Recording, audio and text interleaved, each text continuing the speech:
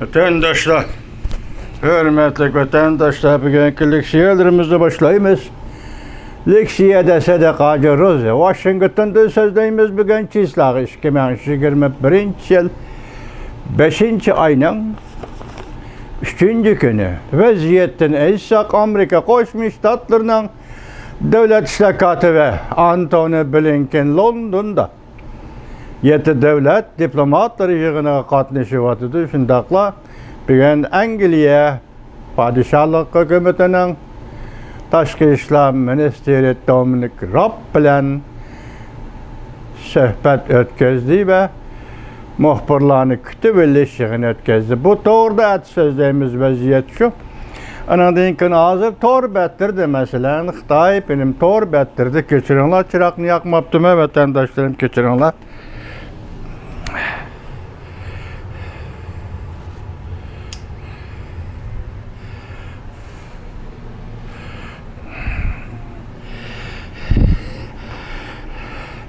Tor betlerde ekip jürgen gepleş gündün biri mezmun cihetten, mavzu cihetten özgürüşke başladı hürmetli vatandaş. Mesela mundaq dep yazıldı. Bugünkü en yeni haber. 5. ayının 3. günü helalam. Cumhuriyet Partiyası gümran buluş görevi yetip geldi. Bu bir haftadan 1 kilowatt kaldı ki 2 günden biri başka kilowatıdır. Cumhuriyet Partiyası'nın kabahatlik düşü yeni yetip geldi. Xi Jinping'in kemisi çöküdüğün oldu.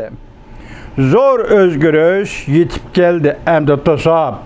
Kalgılıp olmaydı. 2021 yıl 5. ayının 3. günü YouTube. En yeni haber aptori. İkinci yani en yeni haber. 5. ayının 4. günü hazır oturapta 4. sıra oldu o. Cumhuriyet Partiyası korkuduğun bir iş yetip geldi. Xi Jinping galcır bolğanda qiyqiraşqa başladı. Cumhuriyet hükümeti tuyuqsuz haber ilan kıldı. Cumhuriyet Partiyasının işki kısmı da iqtisat meselesi qalayma-qallaşıp ketdi. Cumhuriyet Partiyasının ahırkı külleri yetip geldi. Aptori en yeni haber YouTube 5. ayının 4. gün. Endi resmi haberimizge köçeyli vatandaşlar.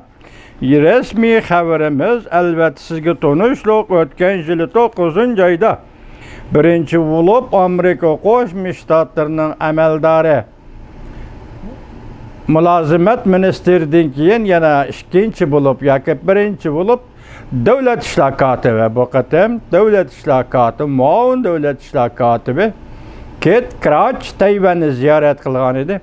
Bugün Kate Krach'ning biz Xi Jinping yoki Cumhuriyet Partiyasiga tiz pükmeymiz degan mazmundagi radyo Amerika Ovozning radyosi so'zlagan so'zi ve ilan qilgan bir parça maqolasidagi mazmunlarni vatandaşlarga leksiya qilib so'zlaymiz.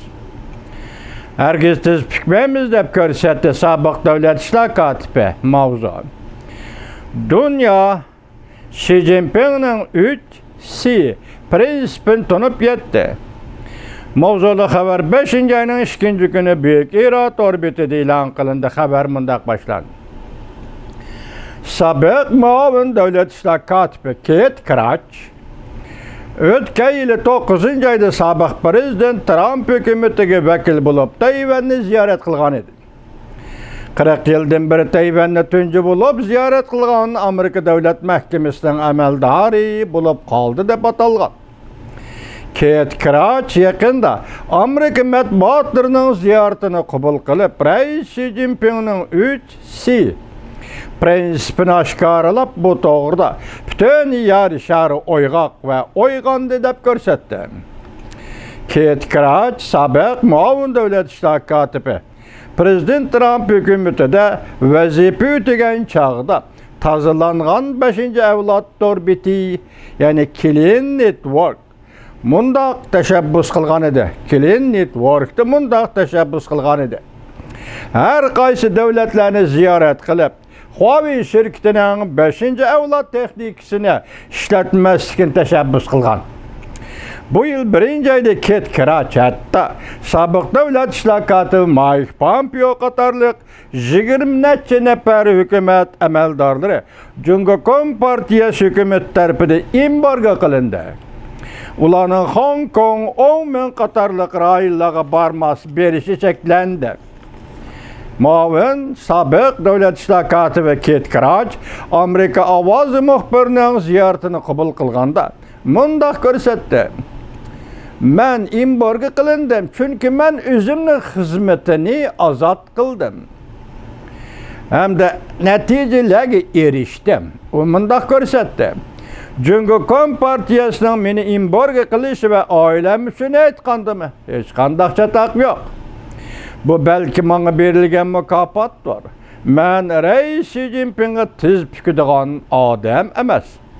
Başkalarımı hem mendek qilishi kerak.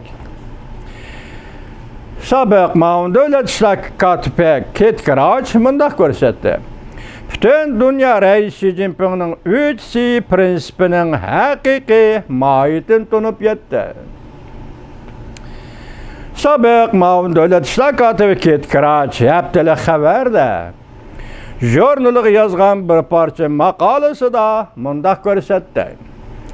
Uyg'uristonda irq yo'qotish siyosatini oxirlashtirishning axloqiy mas'uliyati.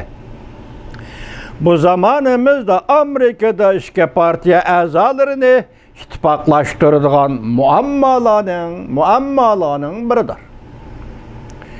Maqolada Kate Krach mundaq chaqiriq qildi. Amerika şirketlari Uyg'uristonda irq yo'qotishni cheklashga yordam beringlar. Amerika Ovoz radiosu muhbiri bu maqola üstü to'xtalgan chaqda muavin sobiq davlat ishlar katibi Kate Krach mundaq ko'rsatdi. Avval irq yo'qotish harakatlari jazolanishi kerak. Bu dal hozirgi dunyoda yuz berayotgan eng og'ir insoniyatga qarshi jinoyatdir. Davomini anglaysiz vatandoshim.